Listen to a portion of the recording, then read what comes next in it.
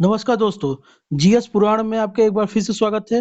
तो हम एडिटोरिया की मैगज़ीन को पूरी तरीके से कवर कर रहे हैं, जनवरी से दिसंबर तक, जो आपके लिए आरओ और पीसीएस के लिए बहुत ही ज़रूरी है और कोई भी एग्ज़ाम हो, चाहे यूपी पुलिस का हो, चाहे कांस्टेबल कोई भी हो, सब में ये आना है, ठीक है? कहीं कुछ अलग से नहीं आता है, एक ही जगह से सब कुछ घुमा-फिरा के आता है, ठीक है?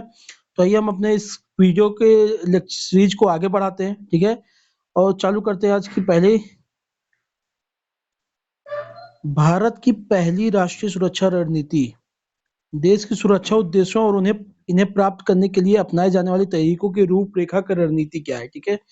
एक समिति की सिफारिश हुई थी, जो पहली राष्ट्रीय सुरक्षा रणनीति बनी है, सैन्य, आर्थिक और कूटनीतिक मामलों में माध्यम से राष्ट्रों के हितों की सुरक्षा की रक्षा करना, पाकिस्तान राष्ट्रीय सुरक्षा नीति 2022-26 का मुकाबला करना। आपसे ये सवाल पूछ सकता है, पाकिस्तानी राष्ट्रीय सुरक्षा नीति जो आई है, पाकिस्तान नेशनल सिक्योरिटी पॉलिसी कब से कब तक की है? तो 2022 से 2023 तक, सॉरी 26 तक, ठीक है?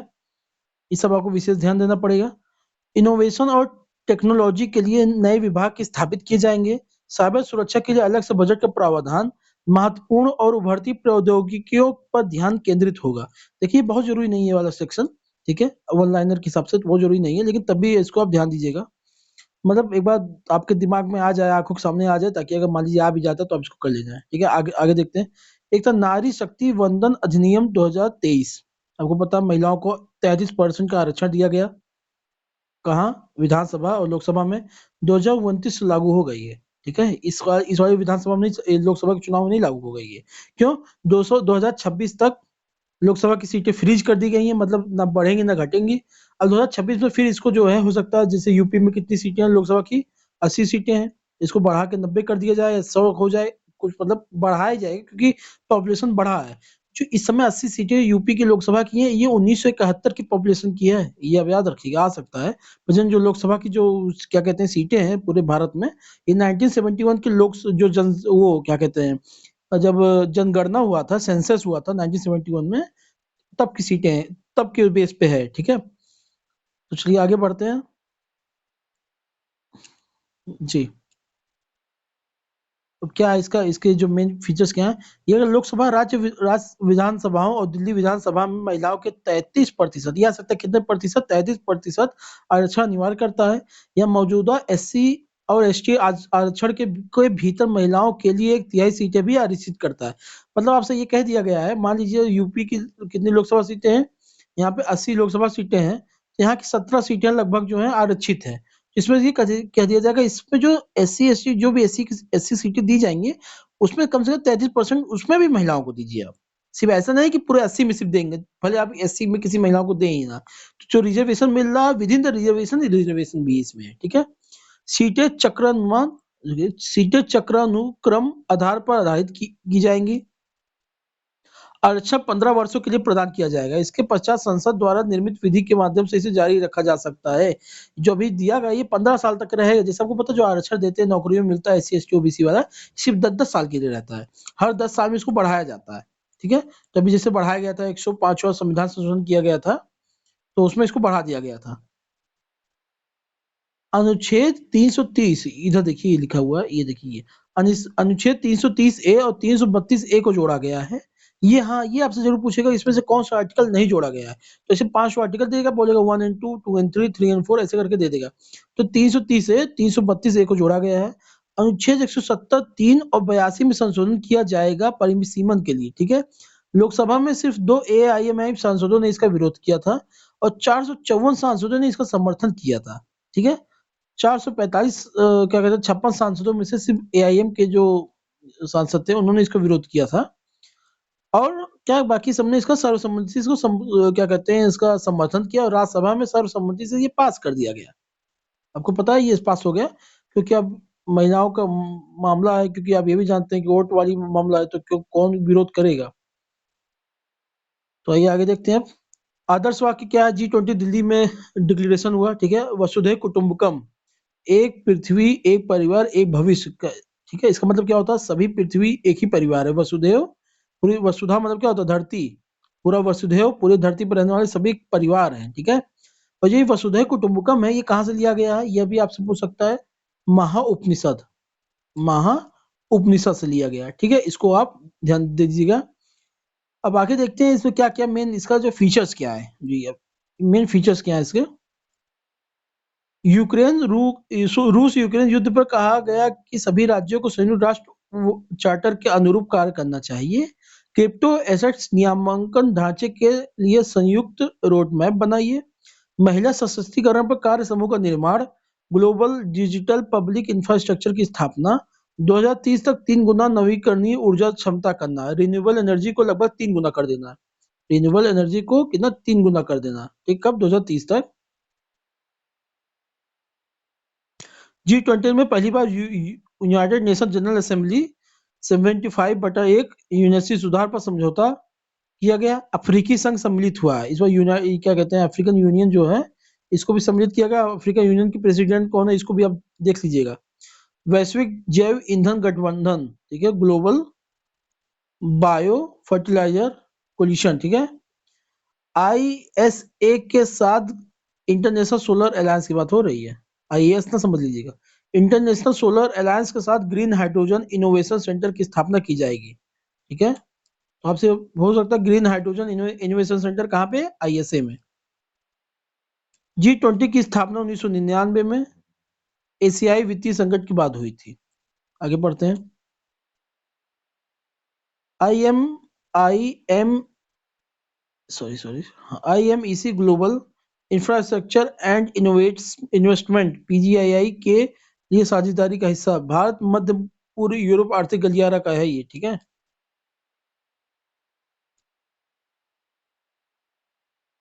उसको कहते हैं ना Indian middle east economic corridor, IMEC IMEC किसको कहते हैं।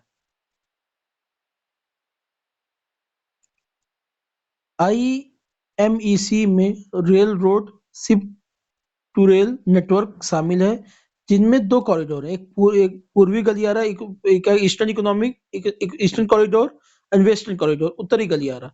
भारत को अरब की खाड़ी से जोड़ेगा। कौन सा ईस्टर्न जो कॉरिडोर है अरब वाले को मतलब मिडिल ईस्ट को जोड़ेगा। और जो वेस्टर्न कॉरिडोर है ये गल्फ से को यूरोप से जोड़ेगा, ठीक है। जैसे आपको बता देता हूँ, मैं बता देता हूँ। जैसे ये है ना, ये पूरा यूरोप है, ये पूरा ये अफ्रीका है, ठीक है। ये जैसे यहाँ तो ये पूरा अरब है, आपको पता है। ये देखिए भारत है, ये एकदम रा मैप है, ठीक है। तो एक जो ये इसको कहते हैं, ये जो ये जाएगा हाँ, ये जो है ये देखिए ये है रहेगा ईस्टर्न, ठीक है, ईस्टर्न कॉरिडोर। तो फिर यहाँ से रहेगा जो यहाँ इसके बाद मेडिटेरेनियन सी के थ्रू जब चला जाएगा तो वो ये वेस्टर्न वाला बन जाएगा, ठीक है। ये ऐसे है। तो ये देखिए ये ईस्टर्न है, ये ईस्टर्न है, ये वेस्टर्न, ठीक है, इसी को कहा जा रहा है। अब भाई आगे बढ़ते हैं। इस कॉरिडोर में बिजली केबल, हाइड्रोजन पाइपलाइन और हाई स्पीड डेटा केबल भी शामिल है। उद्देश्य क्या है इसका, एक व्यापक परिवहन नेटवर्क बनाना, व्यापार और कनेक्टिविटी को सुविधाजनक बनाकर एशिया, यूरोप और मध्य पूर्व का एकीकरण, क्षेत्रीय आपूर्ति श्रृंखलाओं को सुरक्षित करना। भारत ग्लोबल साउथ एंड फिपिक, ठीक है। 17 नवंबर 2023 में को भारत ने ग्लोबल साउथ समिट के दूसरे संस्करण की मेजबानी की, जिसमें 125 देशों ने भाग लिया। जिसका थीम था global south together for everyone's growth everyone's trust. Global south शब्द की कोई सख्त भौगोलिक परिभाषा नहीं है। ग्लोबल साउथ क्या है इसका कोई क्लियर इसका कोई डिफिनेशन नहीं है। ग्लोबल नॉर्थ और ग्लोबल साउथ को लाइन ब्रांड लाइन द्वारा विभाजित किया गया है।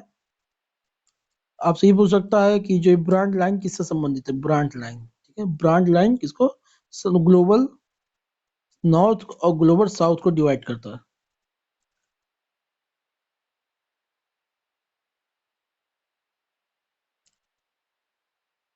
वैश्विक दक्षिण देशों को विकासशील, कम विकसित या अविकसित के रूप में वर्गीकृत किया गया है। ग्लोबल साउथ शब्द 1969 में कार्ल ओग्लेसबी द्वारा गढ़ा गया था, ठीक है। किसने, कार्ल ओग्लेसबी, देखिए लिखा हुआ ना।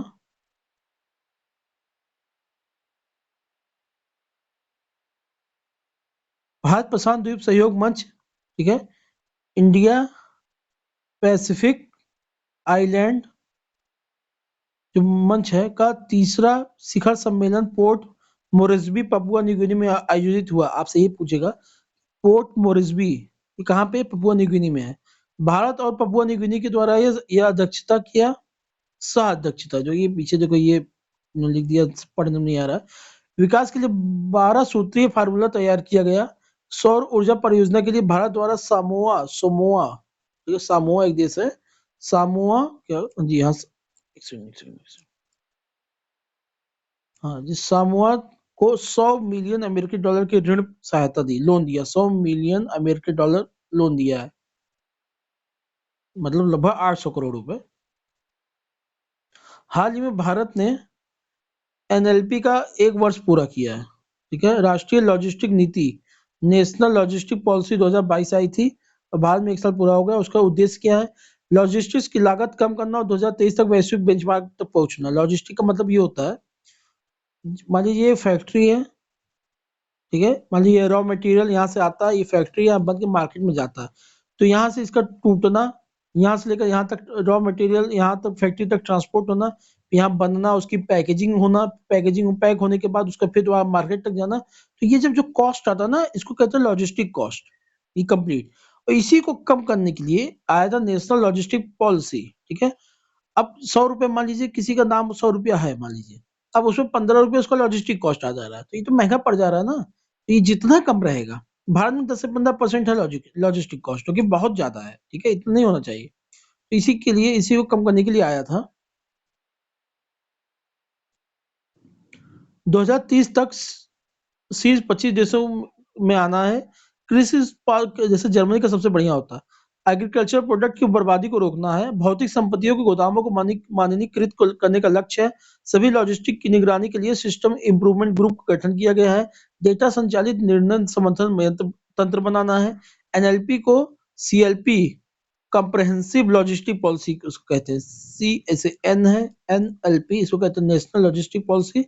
सीएलपी कॉम्प्रहेंसिव लॉजिस्टिक पॉलिसी के माध्यम से लागू किया जाएगा जिसमें 8 कार्य क्षेत्र होंगे। ये बहुत फालतू दे दिया है इसमें जरूरी नहीं लेकिन अब पढ़ लेते हैं जब दिया है तो।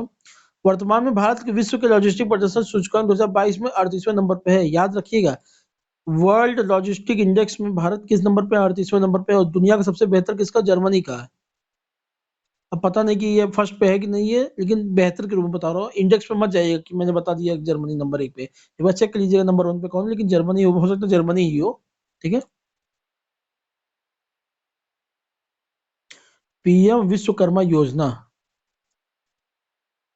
17 सितंबर को विश्वकर्मा जयंती के अवसर पर प्रधानमंत्री ने पारंपरिक शिल्प और कौशल में लगे श्रमिकों को सरकारी सहायता देने के लिए नई दिल्ली में पीएम विश्वकर्मा योजना की शुरुआत की। सूक्ष्म लघु और मध्यम उद्यम मंत्रालय नोडल एजेंसी है। ठीक है एमएसएमई ठीक है एमएसएमई इंडस्ट्री जो है उद्यम मंत्रालय नोडल एजेंसी है। यह एक केंद्रीय क्षेत्र की योजना है। ठीक है सेंट्रल सेक्टर कहा जाता है इसको सेंट्रल सेक्टर एक होता स्कीम आती है एक होता सेंट्रल स्पॉन्सर स्कीम। इसमें क्या होता है सेक्टर वाले में सभी पैसा कौन देता है इस केंद्र सरकार देगा और सेंट्रल स्पॉन्सर्ड में कौन देगा 60% कभी सेंट्रल दे देती है कभी 40% स्टेट दे देती है जहां जगह की बात होती है मतलब स्टेट भी इसमें पैसा देता है। तो पीएम विश्वकर्मा योजना क्या है इसकी अवधि वित्तीय 2023-24 से लेकर 2027-28 तक इसकी है। अब तक की प्रारंभिक परिव्यय 13,000 करोड़ है इसमें से 18 पारंपरिक क्षेत्र शामिल हैं। इसका उद्देश्य क्या है पीएम विश्वकर्मा प्रमाण पत्र ई आईडी कार्ड कौशल उन्नयन टूलकिट प्रोत्साहन ऋण सहायता डिजिटल लेनदेन के लिए प्रोत्साहन विपणन समर्थन।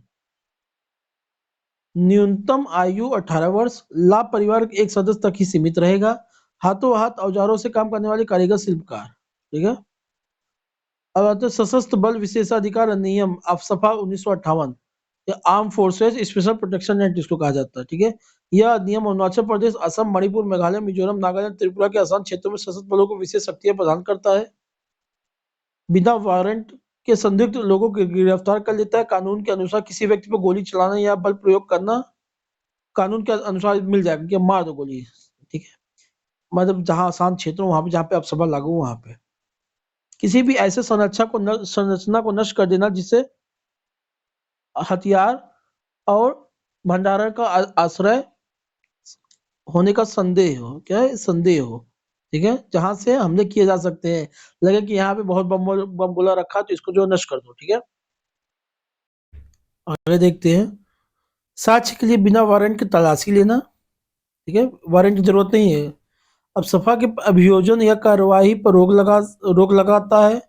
ठीक है, आप समझो अभियोजन या कार्रवाई पर रोक लगाता है। अधिनियम के तहत शक्तियों का प्रयोग करते समय की गई कार्रवाई के लिए कर्मियों के खिलाफ केंद्र की मंजूरी को छोड़कर सिफारिशें न्यायमूर्ति बीपी जीवन रेड्डी समिति ने इसे निरस्त करने की सिफारिश की। आपका ये नोट कर लीजिए, आप कहीं पे भी लिख सकते हैं इसको।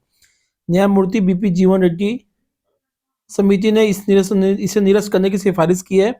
द्वितीय आरसी की रिपोर्ट, सेकंड एआरसी कमीशन इसको कहते हैं, कि पांचवी रिपोर्ट ने इसे निरस्त करने की सिफारिश भी की है। तो सेकंड एआरसी कमीशन ने भी कहा इसको भाई हटाओ, और न्यायमूर्ति जो जस्टिस बीपी जीवन रेड्डी की कमेटी थी इसने भी कहा इसको खत्म करो। ठीक है, स्वच्छ वायु सर्वेक्षण 2023। ठीक है, पर्यावरण वन एवं जलवायु परिवर्तन मंत्रालय के पहल पर थीम क्या था? स्वच्छ वायु के लिए एक साथ। उद्देश्य क्या था? समाज के सभी वर्गों के बीच जागरूकता पैदा करना, नागरिकों को स्वास्थ्य प्रभाव के बारे में सूचित करना, एनसीएपी सभी के लिए स्वच्छ वायु के लक्ष्य को प्राप्त करने के लिए। ठीक है, परिणाम क्या थे? सबसे स्वच्छ शहर इंदौर, दूसरे नंबर पे अमरावती, नहीं मिलियन प्लस वाले में। ठीक है, 10 लाख या उससे अधिक वाले में कौन है? 10 लाख से अधिक वालों में इंदौर, 3 से 10 लाख वाले में अमरावती, और 3 लाख से कम वाले परवाणु। ठीक है, ये जगह है, परवाणु जगह है। ठीक है, परवाणु भी बोल दो। मूल्यांकन के कुछ मापदंड क्या है? वाहन उत्सर्जन, सड़क की धूल, और बायोमास, नगर पालिका ठोस अपशिष्ट जलाना आदि। ठीक है, डिजिटल व्यक्तिगत डेटा सेंटर। ठीक है, सेंटर कह रहे, संरक्षण अधिनियम होता क्या है? जो digital personal data protection act है। ठीक है, ठीक है, इसको कहते हैं digital personal protection data act. Bharat में वस्तुओं या सेवाओं की पेशकश करते समय भारत के भीतर और भारत के बाहर भी डिजिटल व्यक्तिगत डेटा के प्रसंस्करण लागू होगा। भारतीय डेटा संरक्षण बोर्ड की स्थापना की जाएगी। व्यक्तिगत डेटा को व्यक्तिगत सहमति पर केवल वैध उद्देश्य के लिए संसाधित किया जा सकता है, लेकिन वैध उपयोग के लिए छूट दी गई है। अधिनियम व्यक्तियों को जानकारी प्राप्त करने, सुधार और मिटाने और शिकायत निवारण का अधिकार सहित कुछ अधिकार प्रदान करता है। डेटा सुरक्षा के लिए 7 सिद्धांतों की रूपरेखा। केएस पुट्टास्वामी के 2017 सुप्रीम कोर्ट ने निजता को मौलिक अधिकार माना है। तो याद रखिएगा, पुट्टास्वामी केस जो था, पुट्टास्वामी 2017 के केस में सुप्रीम कोर्ट ने कहा right to privacy is a fundamental right. निजता का अधिकार मूल अधिकार है। न्यायमूर्ति श्री कृष्ण समिति ने इस अधिनियम का प्रारंभिक मसौदा प्रस्तावित किया। न्यायमूर्ति श्री कृष्ण समिति नाम आता है। ठीक है, इसके थे, इसके लिए थे।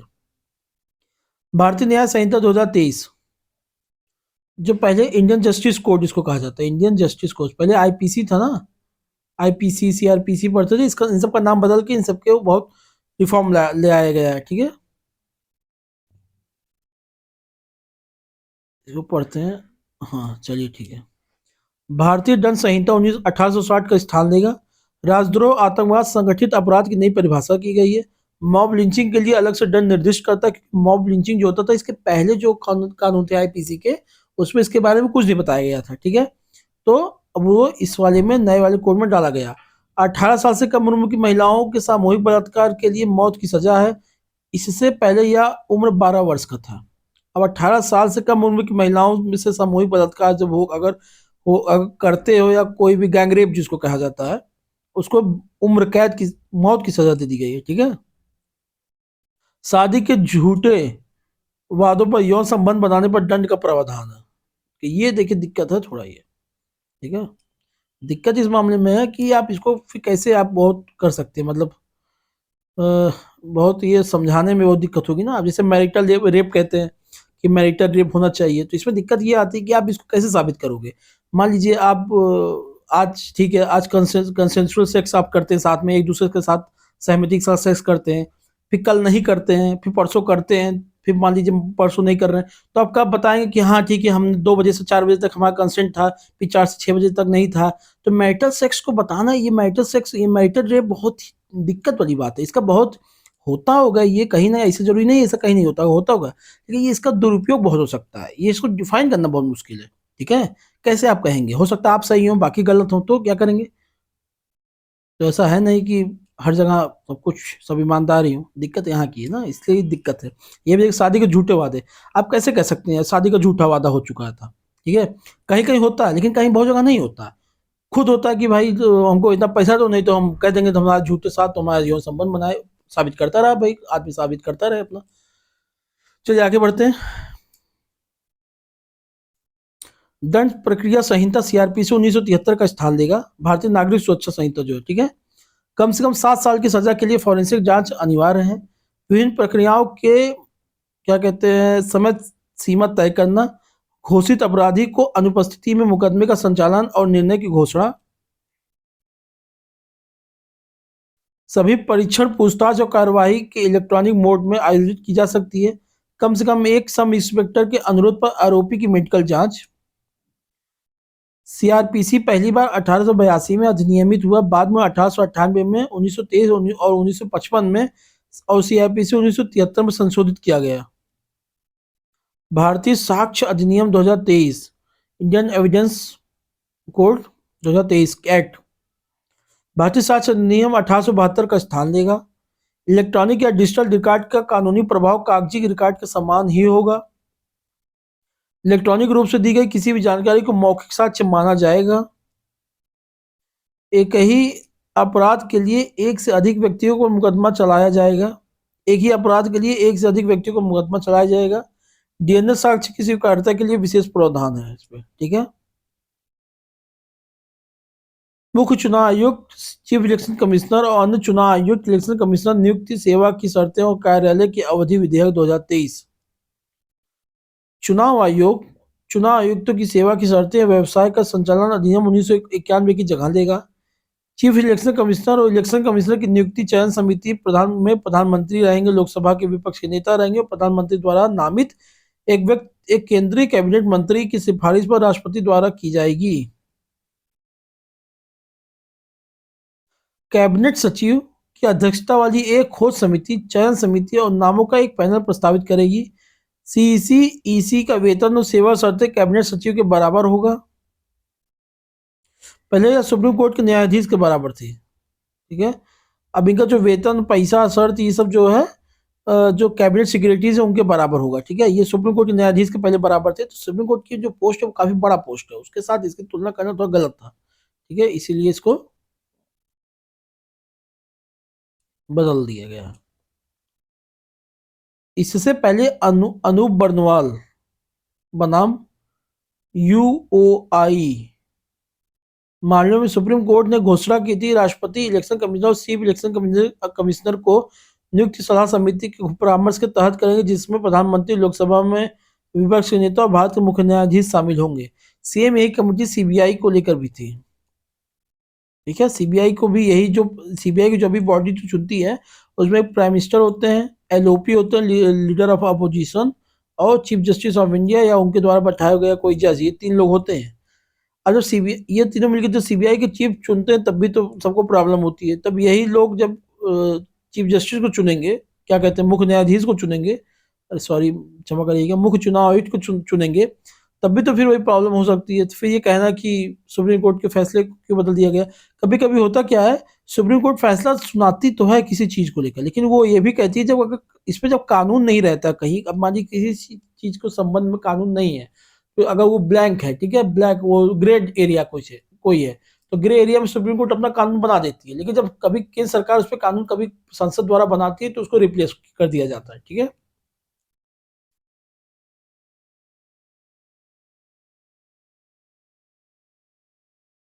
कंपनी की श्रेणियां, कंपनी के 3 अलग अलग श्रेणियां केंद्रीय सार्वजनिक क्षेत्र उद्यम है, अर्थात महारत्न, नवरत्न और मिनी रत्न प्रकार की 3 प्रकार की कंपनियां होती हैं।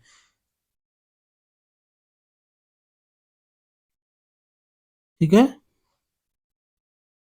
13 महारत्न कंपनियां, और 13वां जो सबसे लेटेस्ट बना कौन सा है, oil India limited, OIL, oil India limited, याद रखिएगा, आ सकता है। नवंबर 2023 तक भारत में 16 नवरत्न कंपनियां हैं और 16वीं नवरत्न कंपनी RITS है, रेलवे वाला, ठीक है, RITS। कुल कितने नवरत्न हैं? 16। कितने महारत्न हैं? 13। याद रख लीजिएगा, ये आएगा, आ सकता है, जरूरी नहीं आए। नवरत्न का दर्जा प्राप्त हो, महारत्न का देखिए क्या है, महारत्न कंपनी बनने का क्राइटेरिया क्या है, उसको ऑलरेडी नवरत्न होना पड़ेगा, भारतीय स्टॉक एक्सचेंज पर सूचीबद्ध हो, लिस्टेड कंपनी हो, तो जिसका शेयर मतलब ये पब्लिक ऑफर हो चुका हो इसका, ठीक है। 3 साल का औसत सालाना टर्नओवर इसका 25,000 करोड़ होना चाहिए। लास्ट 3 साल में इसका जो औसतन एवरेज कमाई का जो टर्नओवर, इसका टर्नओवर की बात कर रहा है, 25,000 करोड़ होना चाहिए। 3 साल के लिए औसत वार्षिक नेटवर्थ 15,000 करोड़ होना चाहिए, ठीक है। टर्नओवर होता है दोनों मिला के, खरीद फरोख्त सब मिला के, लेन देन करके 25 करोड़, 1,000 करोड़ का। और जो नेटवर्थ हो, जो कमाई हो, निवल मूल्य जो हो, 15,000 करोड़ होना चाहिए। कर पश्चात औसत वार्षिक वार्षिक शुद्ध लाभ 5,000 करोड़ का होना चाहिए, ठीक है। तो लाभ हो रहा है उसमें, जो प्योर प्रॉफिट जो है 5,000 करोड़ का भी होना चाहिए। महत्वपूर्ण वैश्विक उपस्थिति होना चाहिए, ग्लोबल प्रेजेंस भी इनका हो। नवरत्न कंपनी मिनी रत्न अनुसूची एक दर्जा प्राप्त हो, पिछले 5 वर्षों में 3 वर्षों की रेटिंग अच्छी या उत्कृष्ट हो, 6 प्रदर्शन संकेतकों पर 60 या उससे अधिक समग्र स्कोर हो इसका, ठीक है। State of India's words report, state of India's world report, ठीक है। भारत वन्य जीव संस्थान, WII, wild life Indian institute जो कहा जाता है, और भारतीय प्राणी सर्वेक्षण, ठीक है, ZSI, zoological survey of India, ठीक है, द्वारा कौन किसके किसके YWI और ZSI, ठीक है, जारी करती है। पक्षी प्रजातियों की समृद्धि कम हो गई है, ठीक है। लंबी दूर के प्रवासियों में 50% से अधिक गिरावट आई है। लुप्त प्राय इंडियन स्कीमर ब्लैक बिलीड टर्न लुप्त हैं, गायब हैं, एक्सटिंक्ट हैं। गंभीर रूप से जो क्या कहते हैं लुप्त प्राय हैं, great Indian bustard, Bengal florican and Baer pochard है। भारतीय मोर, एशियाई कोयल, राग कबूतर आदि प्रजातियां इसकी क्या है, बढ़ चुकी हैं, ठीक है। अनुसंधान राष्ट्रीय फाउंडेशन रिसर्च, राष्ट्रीय रिसर्च फाउंडेशन अधिनियम 2023 विज्ञान एवं प्रौद्योगिकी मंत्रालय के अंतर्गत या विज्ञान एवं इंजीनियरिंग अनुसंधान बोर्ड अधिनियम 2008 को रिप्लेस करेगा, निरस्त करेगा। अनुसंधान national research foundation, NRF, national research foundation, ठीक है, की स्थापना की जाएगी। NRF में प्रधानमंत्री की अध्यक्षता में गवर्निंग बोर्ड होगा।